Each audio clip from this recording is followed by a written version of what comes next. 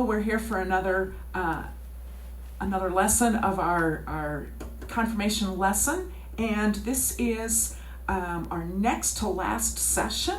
So only one more after this, and tonight's big idea is the New Testament was written by a great cloud of witnesses. We're going to be looking at the books of the Bible, the letters that are written by people other than Paul, and there's a great number of them written by so many people. So the backdrop for our lesson tonight is this stairwell that's at the Vatican. And I thought it was a cool slide, but also we're going to be talking a little bit about the Vatican tonight. And so I thought it would tie in with our lesson. And it also ties in with our first topic for tonight, which is the lectionary. And you might be wondering, how does a stairwell fit in with the lectionary?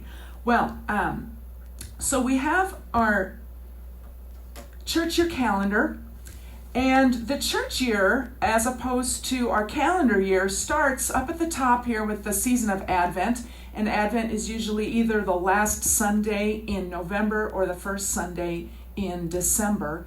This year it's going to be the last Sunday in November. It all depends on how the calendar falls. But so here's where our church year calendar begins with Advent.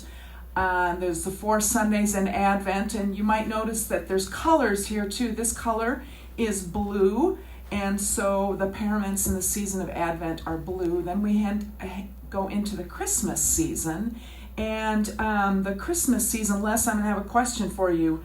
How long is the Christmas season? And there's a certain Christmas song that tells us about the number of days. A Christmas song about the days of Christmas. 12 days long. That's how long Christmas is. It's a 12-day season, very brief. Then we head into the season of Epiphany, and that's in January and into February a little bit. And you'll see that this color is green. Then we head into there with Ash Wednesday into Lent. We just finished that season, and that season is a purple color. Then we're into where we are right now, into the Easter season, and that is a season where the colors are white. Then that season ends then with the start of Pentecost, and you might remember when we studied Acts, that's when the Holy Spirit came down upon the early Christian church, and they were filled with the Holy Spirit, and so that's a flame-like color. They have the flames on top of their head, so that's Pentecost. And then we get this long season all the way up to here. Almost half of the year is the season after Pentecost. Okay, so that's what it looks like. And then, then once we finish one year, we head right into another year. Advent, Christmas, Epiphany, Lent, Easter, Pentecost, and then again. So it just keeps going again and again and again, but not really a circle, more like a spiral, because you think about where we are in this year in Easter and where we were a year ago in Easter, and we're in two very different places, and that's true no matter where we are in life. How we experience Christmas or how we experience Easter when we're 5 as compared to when we're 20, as compared to when we're 70, it's always different. And so that's because time is marching forward. So as we make each cycle of the church year, it's actually, as we move forward, it ends up being more of a spiral, which brings us to that stairwell in the Vatican, where we see that spiral stairwell. Okay, so the lectionary, our Christian lectionary, covers 3 years. So here we have year A, and we're currently in year A right now, and the gospel texts for year A are typically from the Gospel of Matthew. In year B, they're typically from Mark, and in year C, typically from Luke. Well, what happens to John? So John is just kind of peppered all the way through all 3 of the cycles of the church year calendar. Okay, so now here we are, year A 220, and this is the latter half of the year. There's 2 sides to this piece of paper here, and we're just put the second side on it. We get May 3rd, the 4th Sunday in Easter, And that goes down, and you can see we have the first reading in this column here, which is typically from the Old Testament, and then there's an appointed psalm for every day and an appointed second reading. This would be from one of the letters of the New Testament, and then the appointed gospel texts for each Sunday of the church year. And these have all been figured out in advance. So, like I said, there is an appointed first reading, and these are Old Testament texts, except for during the season of Easter when the texts are from Acts, and that's how we fit readings from Acts into the lectionary over the 3 years. And then there's an appointed psalm, like I said. And then we have these letters from the New Testament, and sometimes this second reading is referred to as an epistle, which is a fancy word for a letter, and that's because these are from a letter, one letter or another. And finally, then there's the appointed gospel readings. And for each Sunday, the Old Testament reading is chosen because somehow it reflects on the gospel reading. There's some tie-in that connects the Old Testament text in with the gospel reading. So it can kind of be a little game that you play on Sunday morning if you're listening to the lessons. And if we have that Old Testament reading, or the Psalm also does this too. So you can figure out how does this tie in. And just an example, on this fourth Sunday in Easter, the reading is John 10, which is Jesus where he says, I am the good shepherd. And Les, can you think of a psalm that would talk about a good shepherd? How about Psalm 23? Psalm 23, yes. Exactly. So that's why they chose Psalm 23, because Jesus is saying he's the good shepherd. So there's always a little tie-in. But when we get to the epistles, the second reading, these don't reflect anything at all about what's going on in the gospel reading. And what these do instead, and I'm going to email all of you a sheet of this so you can see it a little bit bigger, but what's happening during Easter is all of the readings are from 1 Peter, and we're coursing through 1 Peter 2, 1 Peter 3, 1 Peter 4. Then once we hit the Sundays after Pentecost, we're into Romans. And so we get Romans 5, Romans 6, Romans 7, 8, 9, 10, all the way down to here until we get to September 13th, where we get to Romans chapter 14. So what we do in the second reading is we take each week a sampling from one of the letters, and as the weeks go on, we hear successive samplings. So, for instance, here we're seeing 1 Peter, we're seeing Romans, then we get into Philippians, and we also get Thessalonians. And throughout then the 3-year cycle, we will get different readings. So that's how those work. Now, the nice thing about having preset readings in the lectionary is that we have that in common with everyone else who's worshiping. So if you have any friends that go to another Lutheran church, they would be having the same text for Sunday. If you have friends who are Catholics, they also would have pretty much these same readings that we do. Methodist friends, Presbyterian friends, we're all working off of the same liturgical calendar. And so we have that in common with one another, and we get to share that. So anyway, that's just a little bit about the lectionary. And now looking at the other letters today. So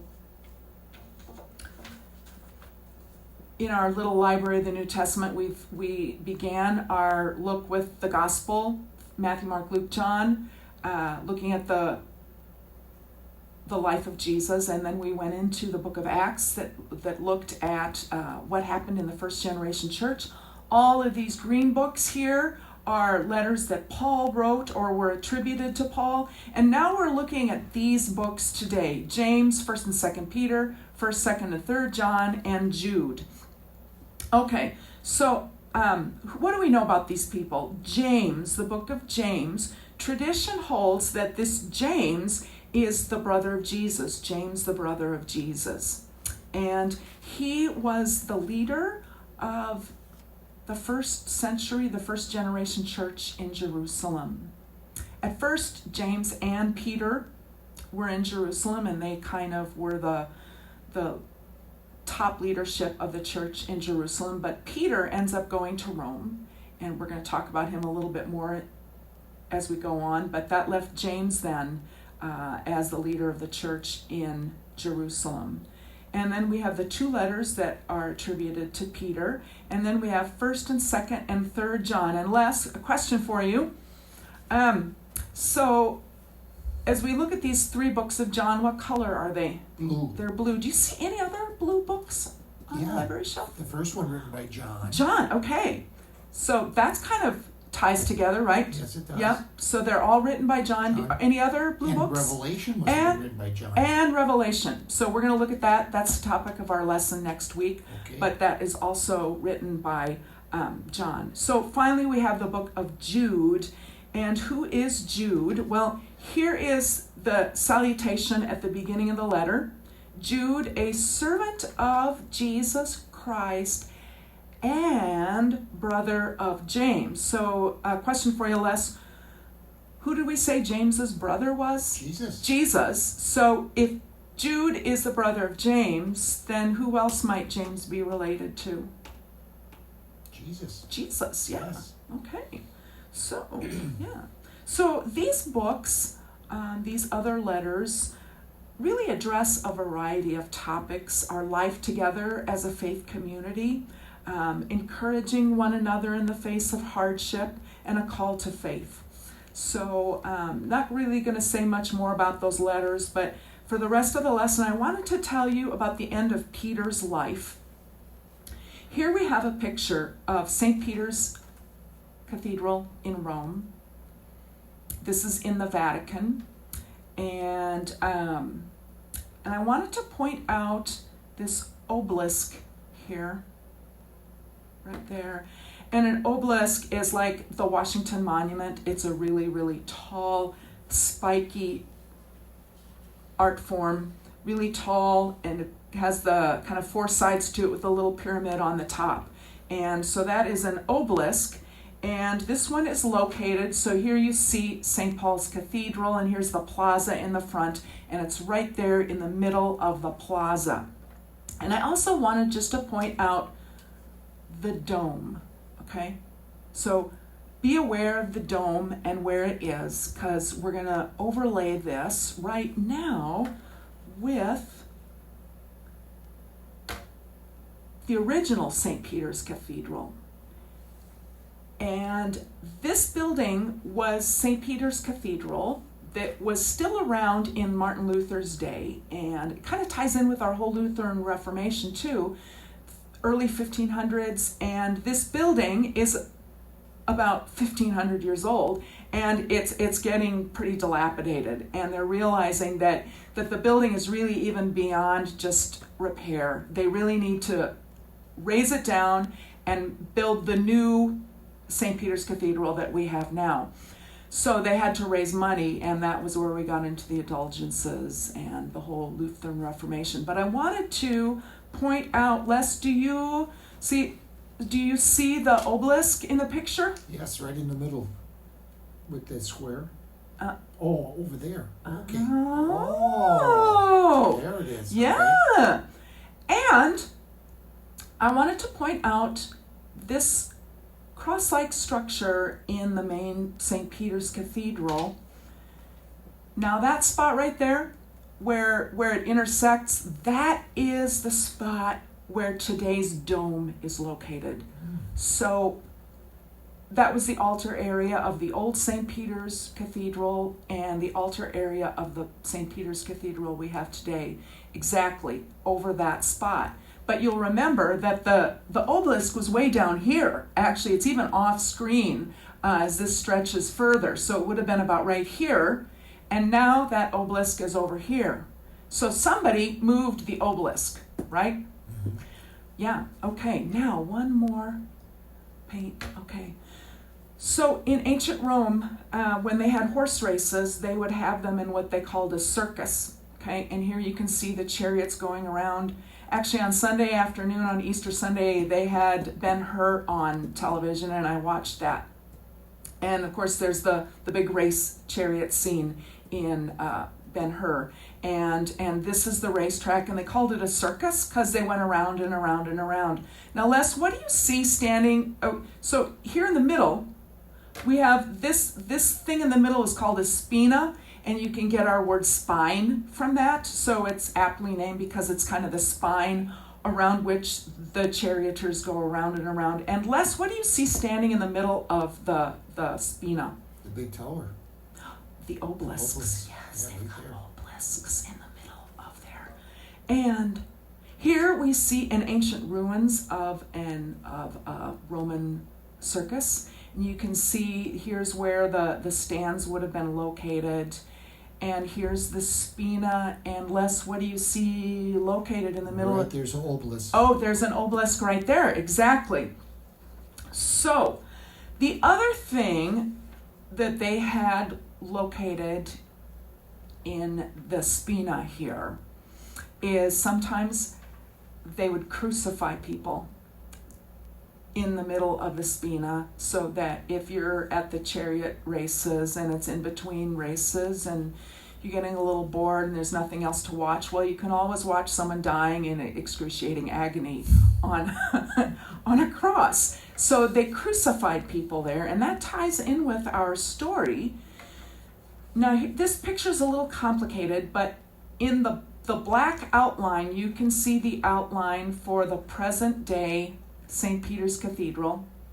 Down here is St. Peter's Square, and right here you can see the spot where the obelisk is located.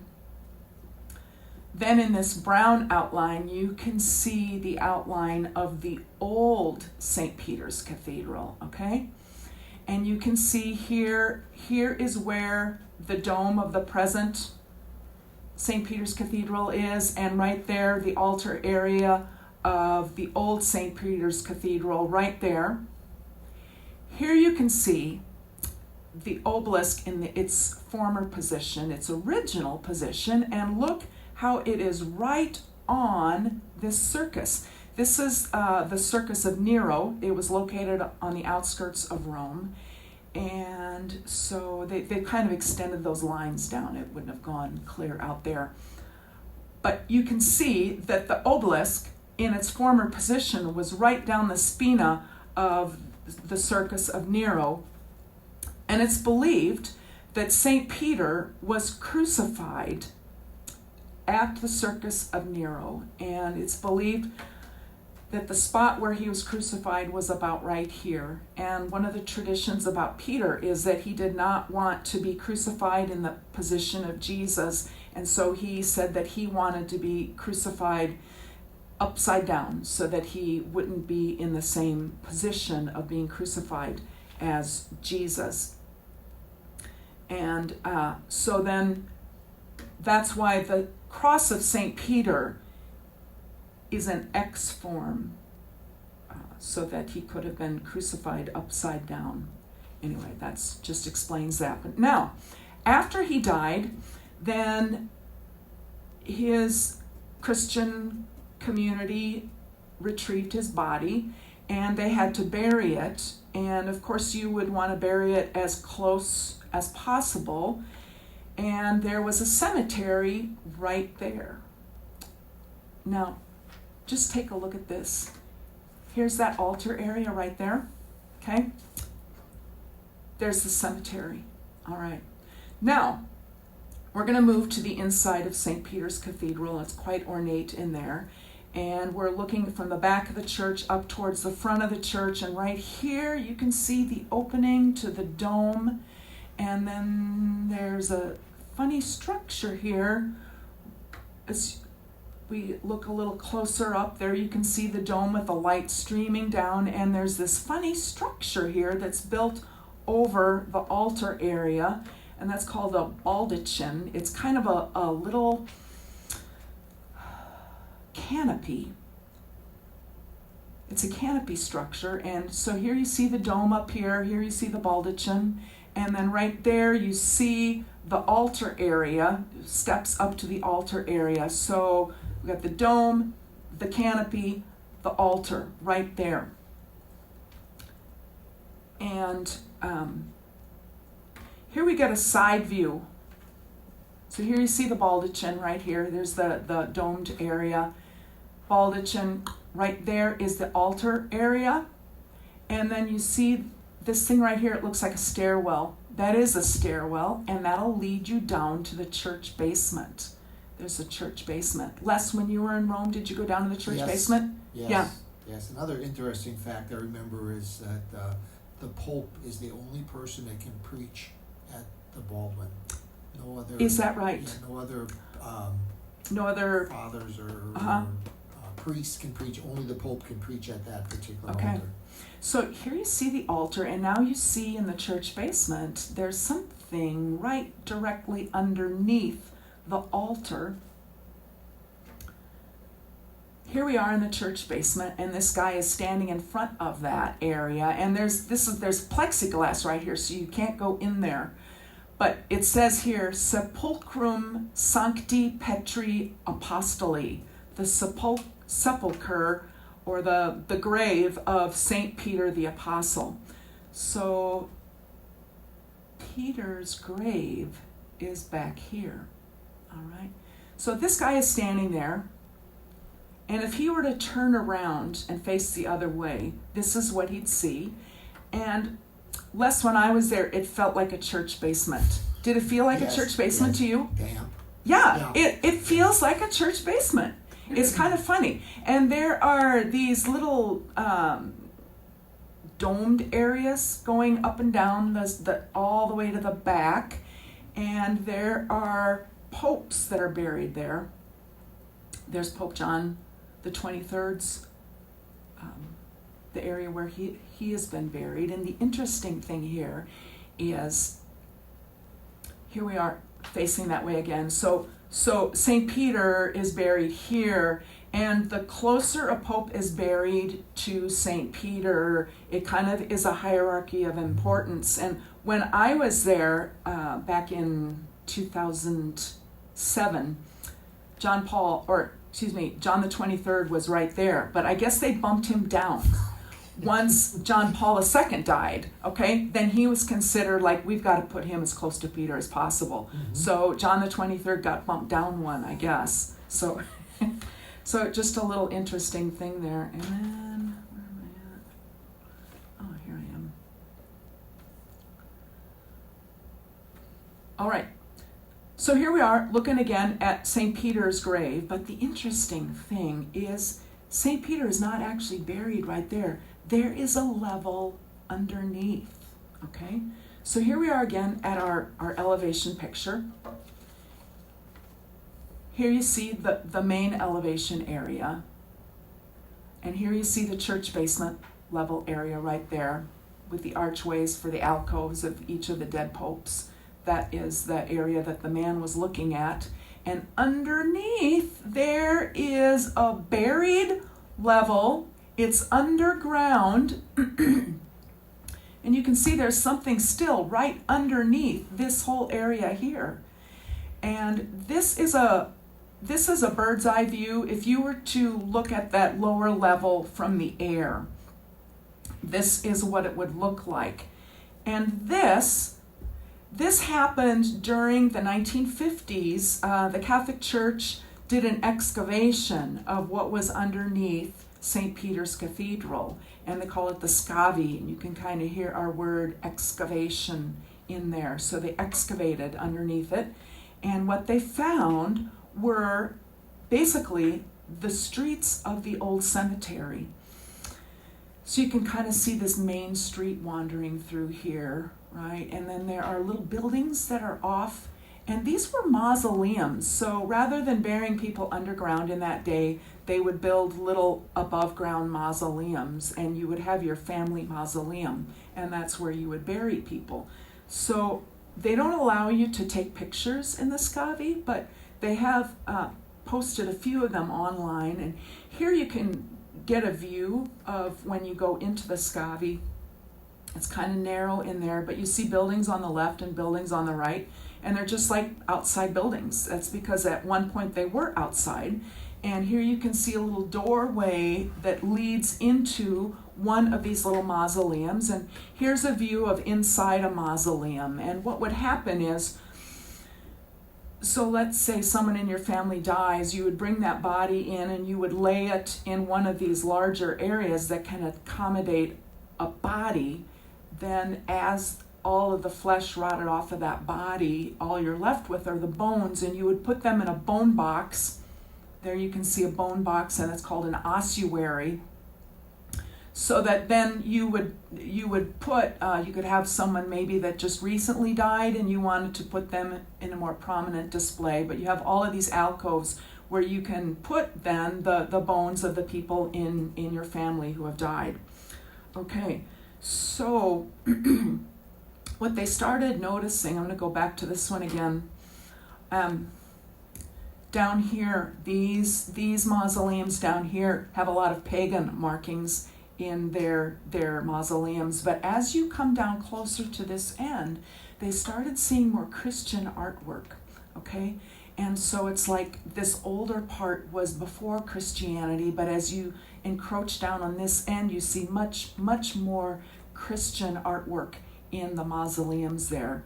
And then when you come up to here, when you come up in the Scavi to that part that's buried right underneath there, oh, there we are again. There you find a grave, and no pictures of this. Like I said, they don't allow you pictures of it, but Les, I know you've been there. Mm-hmm. And you get to that point, and they've actually excavated underneath it, and you have to walk on plexiglass. Correct. Yeah, so you're walking on plexiglass, which is weird. You get this kind of vertigo feeling like you're going to drop through. But then they did that so you could see what was underneath, and then you walk over to this area where there is a small grave, and there was Christian graffiti on the outside of the grave, and on the inside of it they found the bones of a man who was in his 60s. Those people that can read bones, they can tell that this was a male who was in his 60s. And the interesting thing, he was missing a foot. Did they tell you that one? Yes. Yeah. And the reason they thought that might be a sign that it indeed is Peter is when, this is kind of gory, but when they're taking bodies down from a cross, that nail holding the foot in place might be rather difficult to get out, and so sometimes people would have to leave a foot or a hand on the cross because they just weren't able to get the whole thing down. So actually the fact that there is a foot missing kind of is an indicator that this might have been a person who died by crucifixion. And we don't know for sure that that's Peter, but it certainly all adds up. So that's just a little bit about Peter, and he was a prominent voice in the life of the early church, and he left a strong legacy behind. So tonight's big idea, the New Testament was written by a great cloud of witnesses. And I will end with a fun quiz review. And Les, can you find some volunteers for us? Sure, what do you got? Sure. I need some kids out there to volunteer. How about Tyler? Tyler, you come up. You haven't been up here for a while. And Seth, okay, and a couple of ladies we need. Seeley, come on up here, please. And Allie, that makes 4 for us tonight. All right, I need 4, yeah. Okay, here we go. So this is a question for Tyler. How many years are there in the lectionary cycle? 1 year, 2 years, 3 years, or 4 years? That was 3. C, 3 years. All right, good job. Seth, here we go. Which gospel is not appointed a year of its own in the lectionary? Matthew, Mark, Luke, or John? That was John. He was just peppered. Yes. There we are. Okay. Seeley, what is another name for the second listen?